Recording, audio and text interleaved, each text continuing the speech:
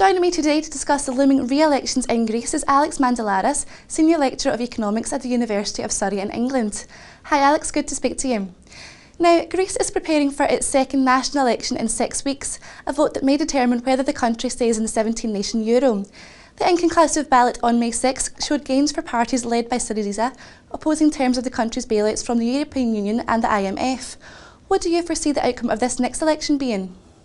It's very difficult to speculate in such an environment as to what may happen, but my suspicion is that given what is at stake, I expect at the margin a win for the yes vote. In other words, for the country to stick to the terms of the bailout.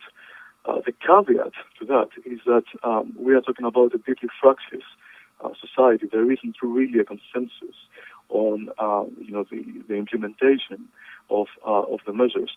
I think most people want to stay in the euro.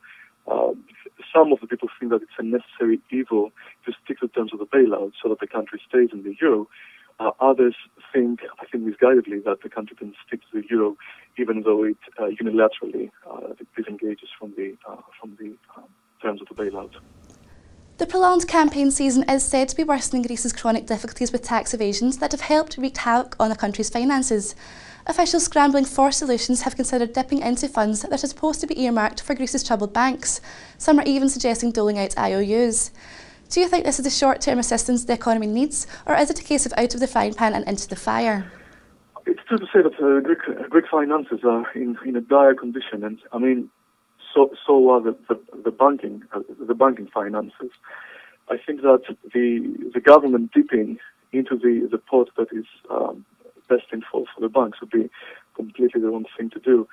It would send out completely again the wrong message. I think the country needs to hang on up to the elections at least, and depending on the election outcome, we'll see whether the country actually can survive within the euro with all the appropriate support from the eurozone mechanisms, or it will actually start implementing policies like that, for example. In other words, raiding banks' money and following unconventional economics. The budget gap is widening as the troika of lenders withholds €1 billion in bailout money earmarked for government financing, while it waits to see whether new leaders elected on June 17th will honour Greece's commitments. Even if the troika delivers that money, some analysts say Greece will struggle to cover its obligations. Alex, what do you think that suggestions that prolonged austerity is making it harder, not easier, for governments like Greece to become self-reliant once again? Well, there certainly is some truth to that. Austerity seems to be reducing the revenues for the government. Still, I think it's probably seen as a short-term pain for a long-term gain. This is a debt crisis. I don't see any other way to resolve a debt crisis other than austerity, as long as the austerity is complemented. But there are no guarantees, I think, of success in any program, any bailout program. It really depends on how widely the structural changes will be implemented, and also it also depends on the social consensus about these changes.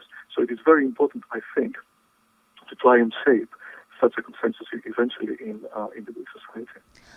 What effect, if any, do you think yesterday's announcements by the ECB will have on the situation in Greece? I don't expect that really what is required is constant monetary stimuli.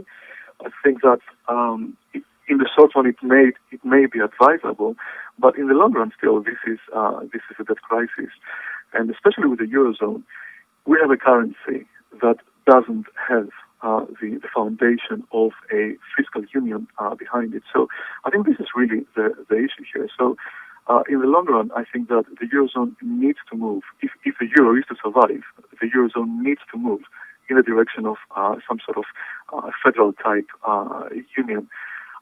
Greece, if it is a part of this, if it wants to be a part of this, it needs to hang on to the euro and try to be part of the decision making according to its size. I don't think that the recent ECB decision will really affect the situation in Greece, not at the moment. And finally, in your opinion, will Greece stick with the euro? This is clearly a very difficult question to answer. It depends on so many factors. For example, clearly the Greek election outcome, if there is a yes to the terms of the bailout, the implementation of the Troika's demands, clearly the situation in the rest of the Eurozone economy, how the Spanish banks' issues will be resolved. So clearly it's not an easy answer to question to answer. But if I was to speculate, I would think that the Greeks will need to work very hard if they are to stay in the euro. This is an economy with chronic competitiveness problems, a lack of social consensus as to how a modern economy can compete at the world stage in a very difficult international environment. So even if the Greeks vote yes, in the more medium run, I think that it's going to be difficult for Greece to stay within the Eurozone, either as it is now or in a newly formed union supported by fiscal union as well. Alex, thank you for your insight. Sadly, that's all we have time for at the moment, but the Dukascopy TV team will be bringing you interviews and updates throughout the day, so stay tuned.